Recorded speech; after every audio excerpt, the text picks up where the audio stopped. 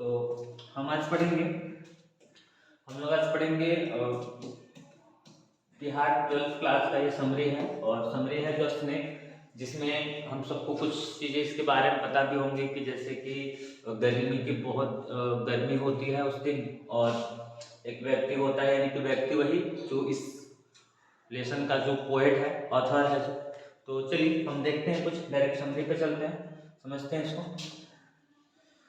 और ये जो हम लोग पिक्चर्स देख रहे हैं, इन सब की जरूरत अभी आगे अपने को पढ़ने वाली है, तो वहाँ पे हम लोग अपनी कंसेप्ट पूरी अच्छी तरह से क्लियर करेंगे कि ये इसकी जरूरत क्या थी वाकई में। जैसे कि ये जो हम देख पा रहे हैं, ये कैरट ट्री होता है, जो कि आगे हम लोग को मिलेगा। और ये एक सांप है जिसको कि ब्लैक कोबरा के लेसन में बोला गया है, और वो एक ऐसे ही पानी के पास आता है पानी पीने के लिए, गर्मी के दिन होती है। तो चलिए पढ़ते हैं। कुछ दिया हुआ है कि यहाँ पे दिया हुआ है कि जो ये इसके राइटर है, यानी कि डेविड हर्बर्ट लॉरेंस, ये पूरा ये लेसन कौन है, ये लेसन के राइटर हैं, जो ऑथर हैं David Herbert Lawrence wrote the poem snake. यानी कि ये जो इसके राइटर हैं डेविड हर्बर्ट लॉरेंस ने सांप यानी कि सांप का मतलब यही, ये जो हमारे लेसन का नाम है द स्नेक, तो ये जो सांप नाम का जो हमारा लेसन है, जो कविता है, इसको लिखने वाले हैं डेविड हर्बर्ट लॉरेंस, है ना। और he has described about a snake in this poem, यानी कि he has described, उन्होंने वर्णन किया है about मतलब के बारे में, किसके बारे में, तो a snake, एक सांप के बारे में, in this poem, इस कविता में एक सांप के बारे में उन्होंने वर्णन किया हुआ है। और आगे देखते हैं क्या है, आगे क्या है। और हाँ, एक चीज और बता दें चलिए, कलर का बहुत कॉम्बिनेशन है, क्योंकि एक बेसिक चीज क्या है ना कि हम लोग जो समरी लिखते हैं, तो समरी को मिनिमम आप सब कोशिश करेंगे कि कम से कम 4 से 5 पैराग्राफ जरूर बना लें समरी का। जैसे कि इंट्रोडक्शन, उसकी बॉडीज, कंक्लूजन, 3 से तो कम बिल्कुल नहीं करना अपने को, बट कोशिश करेंगे 4 हो जाए और अच्छा रहेगा। जैसे कि अभी हमने यहाँ पे आप देख भी सकते हैं कि ये जो कोई भी समरी हो, ये नहीं कि सिर्फ कोई भी समरी है, हम क्या करेंगे, एक पार्ट इसका इंट्रोडक्शन करेंगे, जिसमें कि आपके लेसन का नाम होगा, लेसन के नाम के साथ साथ उसको किसने लिखा है, किसके द्वारा कंपोज किया गया है, साथ ही साथ किस टाइप का कुछ पोएम है, वो जरूर मेंशन करना है इसमें। उसके बाद फिर से एक पैराग्राफ चेंज करें, और उसके बाद से फिर बॉडी बनाए, जरूरत पड़ने पे 2 बॉडी बना सकते हैं, अदरवाइज एक में भी काम अपना चल सकता है। और at the end of summary हमें उसका कंक्लूजन जरूर लिखना होता है ना। और अगर आपको पूरा चाहिए, जैसे कि पूरा का मतलब कि विदाउट हिंदी की कैसे लगता है, कैसे दिखेगा, तो आप ये दिए गए नंबर पे जरूर व्हाट्सएप कॉल जिस माध्यम से आप चाहें नोट्स मंगा सकते हैं। ये बिल्कुल फ्री ऑफ कॉस्ट है, इसके लिए कोई चार्जेस किसी को पे नहीं करना है। तो चलिए हम लोग ये एक पैराग्राफ, यानी कि ब्लैक जो दिख रहा है, एक पैराग्राफ हम लोग खत्म कर लिया। अब हम लोग आगे चलते हैं, यानी कि यहाँ पे सेकंड पैराग्राफ। समरी में पैराग्राफ बना के लिखने से ज्यादा अच्छा रहता है। जैसे कि दिया है, अब आगे यहाँ पे इसमें क्या दे रहा है कि ही सैड दैट, ही उन्होंने कहा कि, यहाँ पे ही का मतलब कौन है, ही का मतलब वही है पोएट, जिनने इनको कंपोज किया, लिखा। तो ही सैड दैट, उन्होंने कहा कि वन नाइट, यानी कि एक रात, वहन का मतलब यहाँ पे होगा जब, he felt thirsty, यानी कि he said that one night when he felt thirsty, यानी कि वो क्या कहते हैं, वो कहते हैं कि एक रात जब उन्हें प्यास लगी, जब वो प्यासा अपने आप को महसूस करते हैं, came out to drink water, तो वो पानी पीने के लिए निकलते हैं। यानी कि क्या, came out का मतलब बाहर निकलना, to drink water, पानी पीने के लिए वो क्या होते हैं, बाहर निकलते हैं। कब निकलते हैं, when he felt thirsty, जब वो बहुत अपने आप को क्या होते हैं, उनको प्यास लगती है। ठीक है, आगे देखो, but as soon as he came out, लेकिन बट का मतलब हो जाएगा लेकिन, और यहाँ पे as soon as का मतलब हो जाता है जैसे ही, as soon as का मतलब जैसे ही, यानी कि but as soon as he came out, लेकिन जैसे वो बाहर निकलते हैं, he saw a black cobra, वो एक काला नाग देखते हैं, ब्लैक कोबरा देखते हैं। कौन, ही का मतलब फिर से समझ लें, ही का मतलब बार बार हम सबको मिलेगा पोएट, जिसने इसको कंपोज किया हुआ। Which also came to drink water, जो खुद भी पानी पीने के लिए ही आया था वहां पे, है ना, वो भी पानी पीने के लिए आया था। क्योंकि आपके बुक में जब पूरी की पूरी लेसन आप पढ़ेंगे तो उसमें आपको मिलेगा कि वो डैट वाज, मतलब कि वो बहुत क्या था, वो गर्मी थी उस रात को बहुत ज्यादा। तो सिंपली है, जैसे कि ये कवि को प्यास लगती है पानी के लिए, रात को उठता है, वैसे नाग को भी प्यास लगी थी और वो पानी की तलाश में उधर आ पड़ा था। यानी कि अभी हमने क्या पढ़ा, which also came to drink water, वो यानी वो नाग की क्या करने, पानी पीने भी आया था, वो नाग जो था। It was too hot that night, उस रात बहुत क्या थी, गर्मी थी, बहुत गर्मी थी, जिसकी वजह से प्यास ज्यादा लगी थी दोनों को। आगे देखते हैं अब अगला पैराग्राफ क्या इसका होता है, कलर चेंज यहां से। The snake was looking good, the snake was looking good, जो सांप था वो बहुत अच्छा दिख रहा था। The snake was looking good silent and, looking good silent and peaceful, peaceful का मतलब अब देख सकते हैं, लुकिंग गुड यानी कि अच्छा, साइलेंट यानी कि खामोश चुप चुप, एंड पीसफुल, पीसफुल का मतलब शांत, शांत शांत दिख रहा था। यानी कि the snake was looking good silent and peaceful, यानी कि जो सांप था वो बहुत ही अट्रैक्टिव था, खामोश यानी कि चुपचाप वो आया था अपने पानी पीने के लिए, पानी पी रहा था, और वो इतना ही नहीं बल्कि वो पीसफुल यानी कि वह शांत भी दिख रहा था।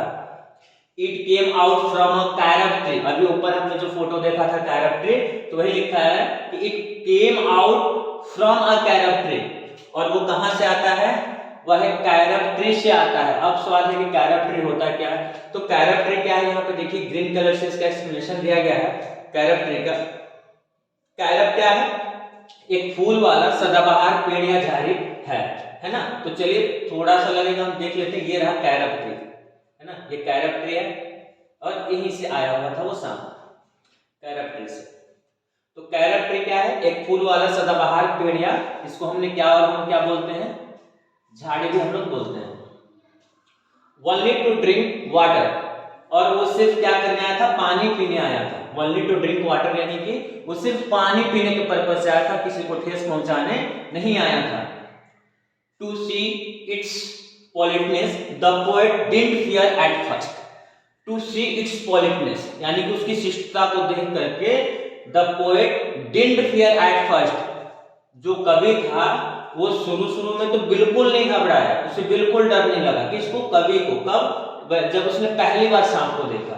But his senses of humour felt him that he should kill the snake at any cost, but his sense of humour का मतलब यहाँ पे क्या हो जाएगा कि लेकिन उसका जो डरा हुआ जो दिमाग था, felt him that he should kill the snake at any cost, यानी कि उसका जो डरा हुआ दिमाग था उसने ये महसूस किया कि हमें किसी भी कीमत पर इस सांप को मार देनी चाहिए। और जैसे कि ये एक हमारे माइंडसेट भी हो चुका है हम सबके बहुत पहले से, इस सांप जो होता है वो एक क्या होता है, वो डसने वाला एक जीव है। तो डसने वाला जीव है, पोएट के दिमाग में बार बार ये बात आ रही थी कि अगर मैं इसको न डसा तो शायद ये हमें डस देगा, इसके वजह से पोएट और भी घबराया हुआ था।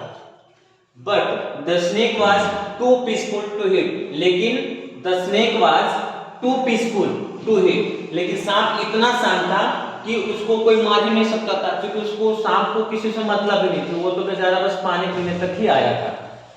यहां तक है एक कलर, फिर यहां से पैराग्राफ चेंज हो रहा है, कलर भी चेंज हो रहा है।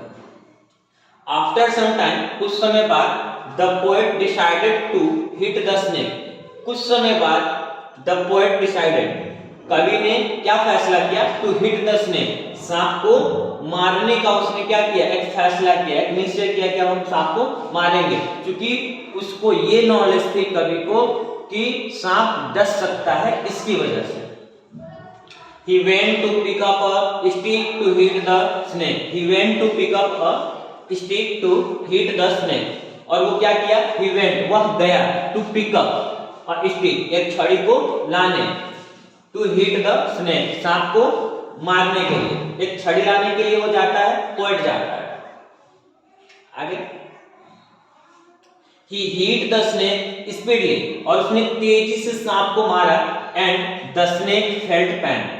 वो जैसे सांप के ऊपर उसने एक लट्ठा चढ़ाया, लकड़ी का एक छोटा सा टुकड़ा उसने चलाया, तो द स्नेक फेल्ट पेन, तो जो सांप था उसको थोड़ा सा दर्द महसूस हुआ, पेन महसूस हुआ, एंड व्हील दर्द महसूस हुआ, wheel the latter part of his body, जबकि उसका शरीर का लैटर पार्ट का मतलब होता है शरीर का जो पिछला हिस्सा होता है सांप का, उसको लैटर पार्ट बोला गया, जबकि उसके शरीर के पिछले हिस्से को was hit by A stick, एक छड़ी से उसने मारा गया था। किसके द्वारा? उसी पोएट के द्वारा। मूव्स इट बॉडी, अपने शरीर को हिलाया सांप ने, और हिलाते हुए and went into the hole of ground, यानी कि वही अर्थ में, यानी कि वहीं पे ग्राउंड पे एक होल था, उस होल में वो सांप जो है कि चला जाता अपनी बॉडी को हिलाते हुए। और सांप को चोट कहां लगी थी? Latter part of his body, उसके शरीर के पिछले हिस्से पे। और जैसे लगती है तो वो क्या होता है, जमीन के पास की जमीन में एक सुरंग में वो चला जाता है। फिर से अगला है, the poet didn't want to kill him, कवि उसे मारना नहीं चाहता था, बट ही वाज अफ्रेड, लेकिन उसे डर था, that if he didn't kill him, यदि वह यानी कि कवि अगर सांप को नहीं मारता है, he was to be killed by the snake, तो सांप उसको मार देता, यानी कि कवि जो है वो सांप के द्वारा मारा जाता, क्योंकि ये उसको पहले से एजुकेशन दी गई थी, मतलब पहले से उसे ये चीज पता था, जैसे कि हम सबको पता होता है। इसकी वजह से उसने सांप को मारा एक छोटे से लकड़ी के टुकड़े से। The poet felt sorry on his act, कवि को अपने किए पे बहुत दुख हुआ, बहुत पछतावा हुआ उसको, बिकॉज क्योंकि इट्स बोला गया है कि स्नेक को, it's look was simple and innocent, क्योंकि जो इसका लुक था वाज सिंपल एंड इनोसेंट, इसका जो रूप था वो बिल्कुल सिंपल यानी कि सरल था, एंड इनोसेंट यानी कि निर्दोष था, सांप तो कोई गलती ही नहीं किया था ना।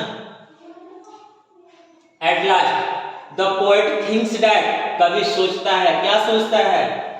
The snake is actually the uncrowned king, यानी कि जो कवि सोचता है, क्या सोचता है कि जो सांप है वो वास्तव में क्या है? द अनक्राउन्ड किंग, यानी कि बेताज बादशाह। बेताज बादशाह कौन होता है? तो बेताज बादशाह जो कि ऐसा राजा जिसके ऊपर मुकुट ना हो, क्राउन ना हो। It hides in the interior of the earth in exile, और ये क्या होता है कि इट हाइड्स, ये छुप जाता है, हाइड का मतलब हो जाता है छुप जाना, इन the interior of the earth, in the interior of the अर्थ, यानी कि भीतरी जमीन के भीतरी भाग में छुप जाता है।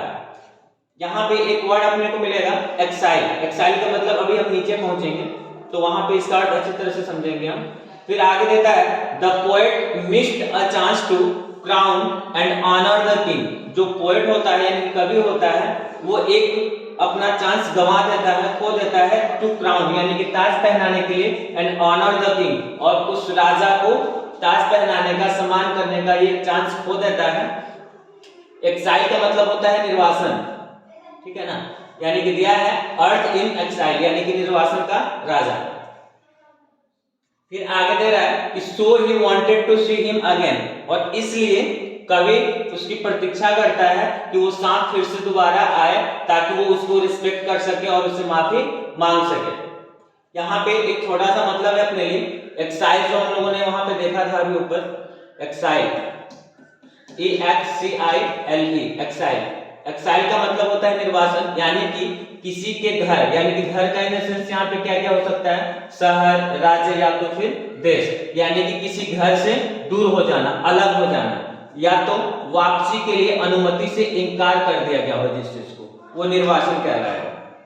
यानी कि वापस आने पर कारावास या मृत्यु के साथ धमकी दी गई है, यानी कि जैसे कि पोएट ने उसको मारा था तो फिर क्या हुआ था कि सांप को एक डर था कि आने के बाद हमारी मृत्यु भी यहाँ पे हो सकती है, और यह it is the type of punishment, यानी कि दंड का रूप भी हो सकता है।